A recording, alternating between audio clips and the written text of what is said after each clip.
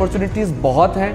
आप थोड़ा सा पर्दे के पीछे देखें, आप थोड़ा सा वाइड स्प्रेड में देखेंगे, लेकिन इसका मतलब ये नहीं है कि इन मसाइल का हल मौजूद नहीं है। डेफिनेटली इनका हल मौजूद है।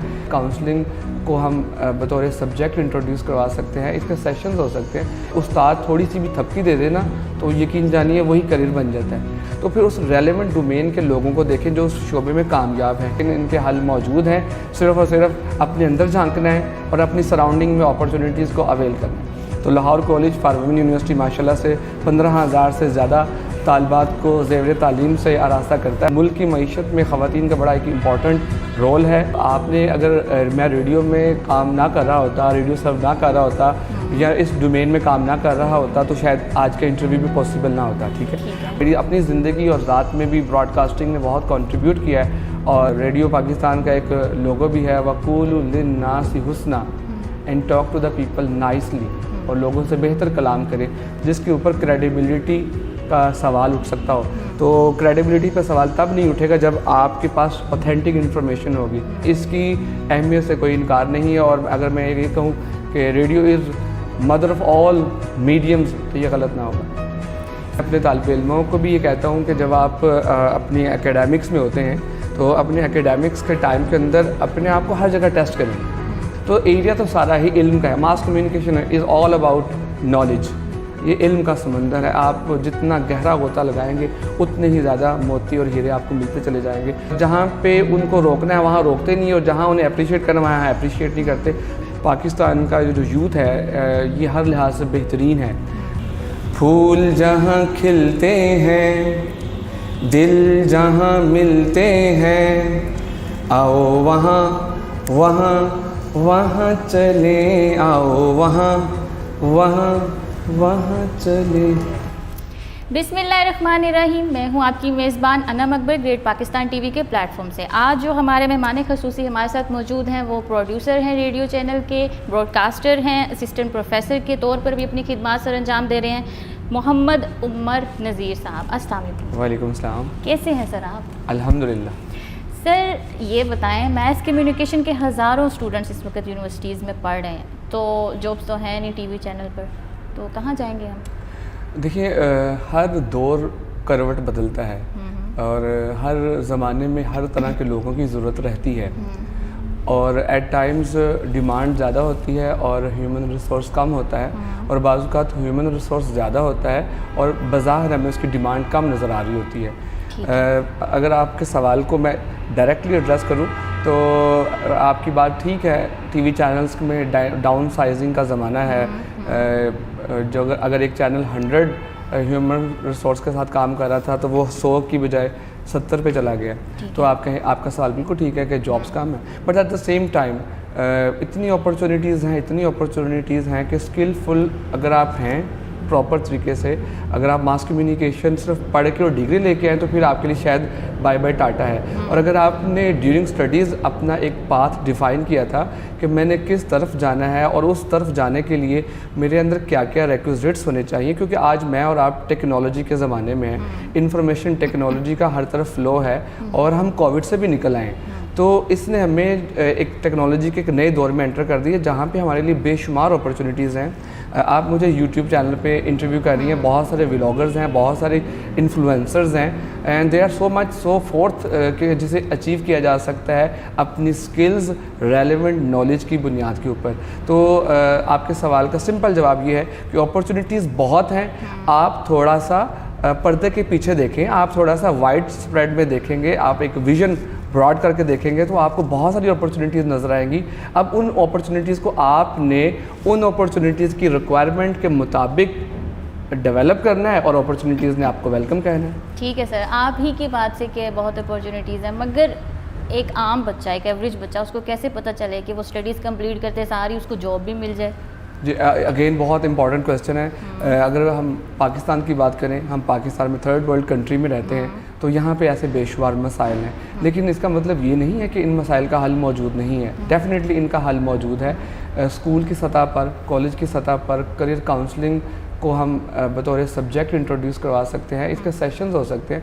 मुझे याद है कि मेरे ज़माने में भी करियर काउंसलिंग का कोई ऐसा रिवाज नहीं था, लेकिन स्कूल कॉलेज के अंदर एक ट्यूटोरियल होता था, एक बज़्म अदब होता था, जिसमें तालिब इल्म को अपनी गैर निसाबी सरगर्मियों को भी अपने क्लास फेलोज़ के सामने, अपने उस्ताद के सामने पेश करने का मौका मिलता था। ये बुनियादी सी एक चीज़ थी जहाँ पे बच्चों को अपना टैलेंट शोकेस करने का मौका मिलता है, और अगर वो थोड़ी सी एप्रिसिएशन क्लास फेलो से मिल जाए और उस्ताद थोड़ी सी भी थपकी दे देना, तो यकीन जानिए वही करियर बन जाता है।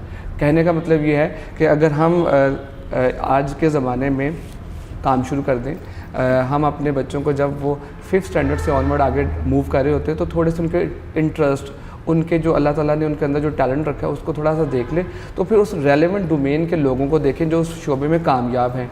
अब कोशिश करें अपने बच्चों की उनके साथ मुलाकात करवाएं। मुश्किल है तो उनकी बहुत सारी स्टोरीज़, बहुत सारी सक्सेस स्टोरीज यूट्यूब पे मौजूद हैं, और यूट्यूब को एक्सेस करना कोई मुश्किल काम नहीं है, वहाँ से एक्सेस किया जा सकता है। और इवन पर्सनैलिटी ग्रूमिंग और पर्सनैलिटी डेवलपमेंट के बहुत सारे सेशन मिल जाते हैं, करियर डेवलपमेंट के हवाले से भी बहुत सारे सेशन यूट्यूब पे मिल जाते हैं। तो मेरा ख्याल है कि ये सवाल बड़ा पिवटल है, but at the same time इसके आंसर हमारे इर्द गिर्द मौजूद हैं। अगर इदारे की सतह पर मौजूद नहीं है, तो अगर हम इनफरादी सतह पर थोड़ी सी भी एक प्रोएक्टिव अप्रोच रखते हैं और थोड़ा सा हाथ पाँव मारते हैं, इधर उधर देखते हैं, चीज़ों को ऑब्ज़र्व करते हैं और उस मुशाहिदे की रोशनी में अपना एक लाहा अमल बनाते हैं, तो हम आगे बढ़ सकते हैं। लेकिन बड़ा ज़रूरी है कॉलेज और यूनिवर्सिटी की सतह, इवन यूनिवर्सिटी में बच्चे कन्फ्यूज़ होते हैं कि हमें क्या करना है, हालांकि ये उनकी एक प्रोफेशनल डिग्री होती है, तो उसमें भी कन्फ्यूजन देखने में आती है। लेकिन इनके हल मौजूद हैं, सिर्फ़ और सिर्फ अपने अंदर झांकना है और अपनी सराउंडिंग में अपॉर्चुनिटीज़ को अवेल करना है। ठीक हो गया सर। आप यूनिवर्सिटी को सर्व कर रहे हैं, Lahore college of women university को, तो सर आपके नज़दीक ये यूनिवर्सिटी कितनी सोसाइटी में वैल्यू ऐड कर रही है? कोई भी इदारा जो है वो बहुत वैल्यूबल होता है, लेकिन अगर Lahore college for women university की बात की जाए या वुमेन इंस्टीट्यूट्स की बात की जाए, तो उनका तो कह रहे हैं सोसाइटी में जो उनका किरदार है वो तो बहुत ही ज़्यादा है। ठीक है, उसकी सिंपल सी मिसाल, नेपोलियन से किसी ने पूछा तो उसने कहा मुझे अच्छी माएँ दो, मैं अच्छी कौम दूंगा। तो Lahore college for women university माशाल्लाह से 15,000 से ज़्यादा तालिबात को ज़ेवर तालीम से आरास्ता करता है, और वो बच्चे जो हैं जब उस प्रोसेस से गुजर के अपनी अमली ज़िंदगी में जब कदम रखेंगे, तो वो जो नॉलेज उन्होंने यूनिवर्सिटी में लिया या वो जो स्किल्स उन्होंने यूनिवर्सिटी से एक्वायर की, और वो जो एक प्लान और एक विज़न यूनिवर्सिटी से लेकर निकलते हैं या निकलना चाहिए, तो वो डेफिनेटली फैमिलीज़ को सपोर्ट करेगा, फैमिलीज़ को डेवलप करेगा, और फैमिलीज़ डेवलप करेंगी, फैमिलीज़ ग्रो करेंगी, और डेफिनेटली मुल्क ग्रो करेगा। तो मुल्क की मईशत में ख़वातीन का बड़ा एक इम्पॉर्टेंट रोल है, और लाहौर कॉलेज इस रोल को बाअहसन निभा रहा है। अच्छा सर, रेडियो में आके कम्युनिकेशन स्किल्स, आइडिया जनरेशन और लहजा ठीक हो सकता है? क्योंकि जितने भी बड़े स्कॉलर्स गुजरे हैं, जैसे शफाक अहमद साहब हैं, ज़िया महिउद्दीन साहब हैं, ये सारे रेडियो में काम करते रहे हैं। आपकी ज़िंदगी में रेडियो ने कोई वैल्यू ऐड की है? बुनियादी तौर पर पहले तो बता दूं कि ज़िया महिउद्दीन साहब हयात हैं, तो हमें उनसे बहुत कुछ सीखना है अभी, और जो चले गए अल्लाह ताला उनके दर्जात बुलंद करे। और जहाँ तक रेडियो की बात है, तो आपने अगर मैं रेडियो में काम ना कर रहा होता, रेडियो सर्व ना कर रहा होता, या इस डोमेन में काम ना कर रहा होता, तो शायद आज का इंटरव्यू भी पॉसिबल ना होता। ठीक है। और रेडियो डेफिनेटली कम्युनिकेशन स्किल्स को बहुत इम्प्रूव करने के आपको मौके देता है, आपको इल्मी सतह पर बहुत कुछ सीखने का मिलता है, आपको लहजे को बदलने के हवाले से, अदायगी के हवाले से, अल्फाज किन अल्फाज का इंतखाब बेहतर है, किन अल्फाज का इंतखाब हमें नहीं करना चाहिए अपनी गुफ्तगू के अंदर जो हमारी पर्सनैलिटी को डाउन कर दें, और फिर सिचुएशन टू सिचुएशन चलना कि एक दुख भरी दास्तां है तो उसको उस तरीके से रेंडर करना, और एक मोटिवेशन और एक उम्मीद और तहरीक का पैगाम है तो उसको उसी जोश और वलवले से अवामुन्नास तक पहुंचाना। तो मेरे ख़्याल में ये पेशो ख़म जो रेडियो से सीखे जा सकते हैं वो कोई और मीडियम आपको सिखा नहीं सकता। और बहुत बड़े बड़े स्कॉलर्स हैं, अल्लाह ताला उन्होंने बहुत इल्म और विज़डम दिया है, but when it comes to public, और जब वो पब्लिक डोमेन में बात करते हैं तो उनके लब लहजे, उनकी अल्फाज की अदायगी उनके उस विजडम को या तो बहुत एनहेंस कर देती है या फिर उनका बहुत बड़ा विजन इतना बड़ा दिखता नहीं है। तो कम्युनिकेशन का बड़ा इंपॉर्टेंट रोल है और मेरी अपनी ज़िंदगी और ज़ात में भी ब्रॉडकास्टिंग ने बहुत कंट्रीब्यूट किया है। और मैं जहाँ कहीं भी मूव करता हूँ और रेडियो मेरा एक पहचान का हवाला रहता है। और रेडियो पाकिस्तान का एक लोगो भी है, वक़ूलु लिन्नासि हुस्ना and talk to the people nicely, और लोगों से बेहतर कलाम करें। तो रेडियो हमें इस कलाम को प्रैक्टिस करने के हवाले से, लोगों से बात करने के हवाले से, उनके प्रोटोकॉल को मैनेज करने के हवाले से बहुत रहनुमाई करता है। और हमारे ब्रॉडकास्टिंग के उस्ताद गुलजारुद्दीन उस्मानी कहा करते थे कि रेडियो के अंदर एक कहावत है, where there is doubt cut it out. तो जब हम डाउट निकालने की बात करते तो हम रेडियो मीडियम के ऊपर या मास मीडियम के ऊपर उस इंफॉर्मेशन को शेयर नहीं करते जिसके ऊपर क्रेडिबिलिटी का सवाल उठ सकता हो। तो क्रेडिबिलिटी पर सवाल तब नहीं उठेगा जब आपके पास ऑथेंटिक इन्फॉर्मेशन होगी, मींस आपकी रिसर्च अच्छी होगी। तो रेडियो आपको रिसर्च करने में भी हेल्प करता है, रेडियो आपको बोलने में भी हेल्प करता है। रेडियो पूरी ज़िंदगी का एक मीडियम है और इसकी अहमियत से कोई इनकार नहीं है। और अगर मैं ये कहूँ कि radio is mother of all mediums तो ये गलत ना होगा। सर आपकी ही बात से कि आपने रेडियो को काफ़ी अच्छा एक्सप्लेन किया है। तो जो सर रेडियो पहले पुराने दौर थे, हम रेडियो ही सुनते थे, उसके बाद टेलीविज़न आ गया, उसके बाद अब हम साइबर स्पेस पे चले गए हैं, यूट्यूब, हम अपने गैजेट से ही इंफॉर्मेशन जो है वो कलेक्ट कर लेते हैं। आपको लगता है कि रेडियो जो है वो फ्यूचर में ज़्यादा बढ़ेगा, कम होगा या बिल्कुल ही ख़त्म हो जाएगा?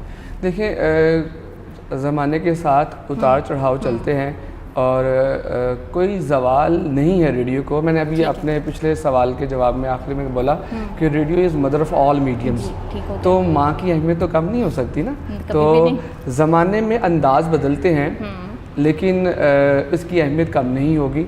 आप देखें जैसे जैसे टेक्नोलॉजिकल एडवांसमेंट हुई है तो रेडियो AM से FM में दाखिल हो गया, FM से हाई डेफिनेशन में दाखिल हो गया, अब 8K की बात हो रही है, 8 dB की बात हो रही है, ठीक है। तो रेडियो भी उस टेक्नोलॉजी के साथ साथ ख़ुद को बदलता जा रहा है। टेक्नोलॉजी के उस नए रंग के साथ रेडियो ब्रॉडकास्टर्स ख़ुद को प्रेजेंट करते हैं। और सिर्फ रेडियो आज म्यूज़िक का मीडियम नहीं रहा, रेडियो आज तालीम का मीडियम है, रेडियो आज इंफॉर्मेशन का मीडियम है। और अगर मैं ये कहूँ कि ये रेडियो के ज़रिए हम लाइफ स्किल्स लोगों को दे सकते हैं, लोगों की कैपेसिटी बिल्डिंग कर सकते हैं। आज ज़माने में हम देखते हैं कि लोग बाज़ औक़ात ज़िंदगी की उन खूबियों से नाआशना होते हैं और फ्रस्ट्रेशन और बेचैनी में होते हैं। रेडियो उन टॉपिक्स को एड्रेस करता है और कर सकता है। तो रेडियो का रोल बड़ा पिवटल है डेवलपमेंट के हवाले से देखा जाए, हर तरह से ये बहुत इंपॉर्टेंट रोल प्ले कर रहा है। और ये नहीं है कि इसकी लिसनरशिप कम हुई है, with the passage of time इसकी लिसनरशिप भी बढ़ी है, क्योंकि हमारा इंटरेक्शन गैजेट्स के साथ ज़्यादा हो गया। तो हम समझते हैं कि ये अब गए गुजरे ज़माने की बात है, ऐसा नहीं है। रेडियो पॉडकास्टिंग में आ गया। हम देखते हैं कि बहुत सारे कॉलमिस्ट, बहुत सारे जो हमारे यहाँ समाजी कारकुन हैं, वो अपनी आवाज़ रेडियो के ज़रिए लोगों तक पहुँचाते हैं, लोगों को शोर से शऊर का फ़र्क बताते हैं। और आइन ही का फ़र्क होता है लेकिन वो आइन इल्म का आइन है। तो रेडियो इल्म पहुंचाने का एक बहुत बड़ा ज़रिया है, और सिर्फ इल्म और दानिश ही नहीं बल्कि तफरीह का भी एक बहुत बड़ा ज़रिया है। ठीक हो गया सर, आप इतना डाइवर्स पोर्टफोलियो लेकर चल रहे हैं अपने साथ, मैस कम्युनिकेशन, प्रोड्यूसर हैं, ब्रॉडकास्टर हैं, ट्रेनर हैं, मैगज़ीन में काम करते हैं, कंटेंट राइटर हैं। तो सर कितना ईजी होता है एक एवरेज इंसान के लिए इतना ज़्यादा वर्सेटाइल होना? बुनियादी तौर पर मैं अपने तालिब इल्मों को भी ये कहता हूँ कि जब आप अपनी एकेडमिक्स में होते हैं तो अपने एकेडमिक्स के टाइम के अंदर अपने आप को हर जगह टेस्ट करें। ऐन मुमकिन है आप एक जगह अच्छा परफॉर्म ना कर सकें और ऐन मुमकिन है दूसरी जगह आप बहुत अच्छा परफॉर्म कर सकें, या ऐन मुमकिन है बाज़ वक़्त आप 3 एरियाज़ में काम करते हैं और उन तीनों एरियाज़ में आप अच्छे रिजल्ट्स नहीं दे पाते, तो चौथा एरिया ट्राई कर लेना चाहिए।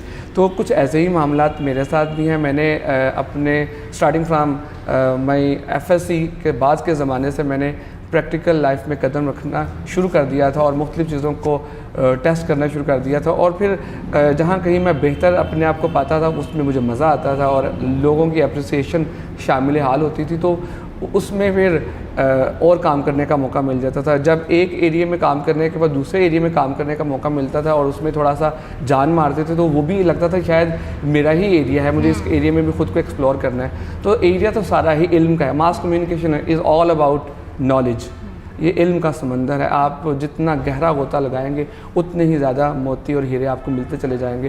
तो इसी जुस्तजू और तलाश में मैंने मुख्तलिफ़ मास कम्युनिकेशन की डोमेन में फॉल करने वाले एरियाज़ को डिस्कवर किया और अल्लाह का शुक्र है उन तमाम एरियाज़ में मुझे बहुत सीखने को भी मिला और तहरीक भी मिली और फिर पहचान के हवाले भी मिलते चले गए। ठीक है। तो मैं ये समझता हूँ कि कहावत थी ना कि jack of all trades but master of none, तो मेरे ख्याल में ये कहावत कहीं चैलेंजेबल है, कहीं ना कहीं इसमें कमज़ोरी है। हमने ये भी पढ़ा था, खेलोगे कूदोगे होगे ख़राब, पढ़ोगे लिखोगे बनोगे नवाब। तो आज तो खेलने कूदने वाले भी नवाब हैं, बल्कि नवाबों से भी कुछ आगे। आई थिंक हर ज़माने में कुछ कहावतें, कुछ प्रोवर्ब्स चैलेंज करने के लिए होते हैं। तो मैंने इस प्रोवर्ब को चैलेंज किया है और आई थिंक लोग बता सकते हैं, मेरा काम बता सकता है कि ये चैलेंज में मैं कितना कामयाब हूँ या कितना नाकाम हूँ। कामयाब है माशाल्लाह। सर मैगज़ीन्स में आप लिखते हैं तो आपका मेन फोकस क्या होता है? मैं एक ज़माना गुजर गया, मैं लिखा करता था। आजकल व्लॉगिंग का ज़माना है, आजकल यूट्यूब का ज़माना है, सोशल मीडिया का ज़माना है। तो मैंने अपने आप को इस मीडियम के लिहाज से बदल लिया है। तो मेरा रिटर्न वर्क अब ज़्यादा नज़र नहीं आता। मेरा बोलने वाला काम और मेरा रिसर्च वाला काम लोगों को सोशल साइट्स के ऊपर ज़्यादा नज़र आता है। तो मैं यूथ के ऊपर लिखना चाहता हूँ, लिखता था और मैं ये समझता हूँ कि पाकिस्तान का जो यूथ है ये हर लिहाज से बेहतरीन है। तादाद के लिहाज से we are the best, we are at number 1। We have 60% से भी ऊपर, 60% से भी ज़्यादा पाकिस्तान के पास यूथ है जो कि 13 से 30 साल की एज ब्रैकेट में फॉल करता है। तो दुनिया के किसी मुल्क के पास नहीं है इतना ज़्यादा यूथ। हाँ, इस यूथ के पास थोड़ी सी खुद एतमादी की कमी है, थोड़ी सी करियर काउंसलिंग की कमी है और थोड़ी सी तहरीक की कमी है। तो मैं अपनी कैपेसिटी में, अपनी ज़ात में रह के तहरीक, जिसे आप मोटिवेशन कह लें, आप करियर काउंसलिंग कह लें, मशावरत कह लें और थोड़ी सी डायरेक्शन कह लें, तो वो मैं अपनी छोटी सी कैपेसिटी में पूरी कोशिश कर रहा हूँ कि जहाँ तक मैं अपना रोल प्ले कर सकता हूँ वो करूँ और यूथ ही पाकिस्तान को बदलेगा। और यूथ पाकिस्तान का फिज़िकली भी बहुत बेहतर है और इंटेलेक्चुअली भी बहुत अच्छा है, लेकिन क्योंकि हम उन्हें अप्रिशिएट नहीं करते, हम उनको जहाँ पे उनको रोकना है वहाँ रोकते नहीं और जहाँ उन्हें अप्रिशिएट करना वहाँ अप्रिशिएट नहीं करते।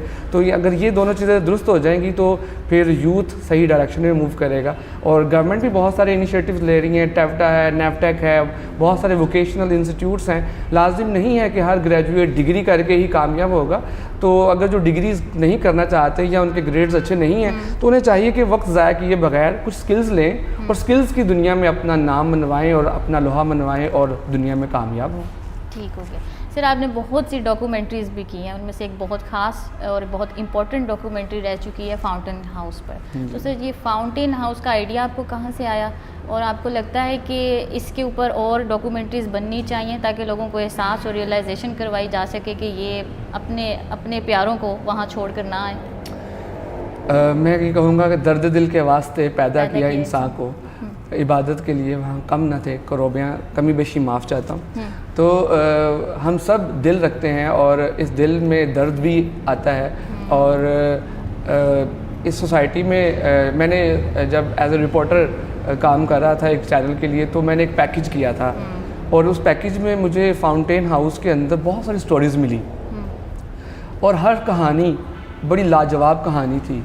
कहीं गम था, कहीं लालच थी, लालच की भीड़ चढ़ गए कुछ लोग, कुछ को समाज ने इतना बुरी तरह ट्रीट किया कि वो अपनी ज़हनी सलाहियतों को, अपनी अक्ल को कंट्रोल ही ना कर सके और इस मुआशरे के लिए, इस बाज़ार कामयाब दुनिया के लिए नाकाम हो गए, तो उन्हें उस जगह जाना पड़ गया। तो उनकी कभी जाके हम देखें ना तो वो हर एक इंसान एक बड़ी ही दर्दनाक कहानी की तर्जुमानी कर रहा होता है। तो मैंने उसे जब करीब से देखा तो मुझे लगा कि इनकी आवाज़ उस तरीके से पब्लिक में सुनी नहीं जा रही। बहुत सारे मसाइल हैं उस इदारे के भी, फ़ंड्स के हवाले से भी और बहुत सारे और मसाइल।